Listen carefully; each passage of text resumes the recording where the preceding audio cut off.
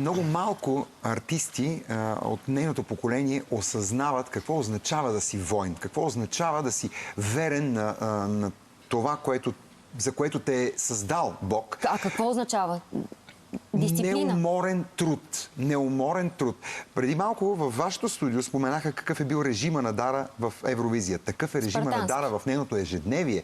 Тя е спартанец, тя е отдадена на работата си.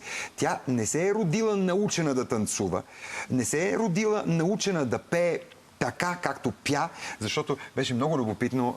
Мои близки, хора, които разбират от музика, след изключителното й представяне на полуфинала, когато тя мина на финала и ние коментирахме, те казаха, да, така е лесно на плейбек. Казвам, какъв плейбек? На Евровизия се пее 100% на живо.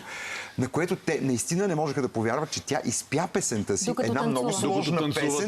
Докато танцува толкова динамично, докато се движи, докато край нея се сменя декор, оператори с стедиками и една огромна екзалтирана публика.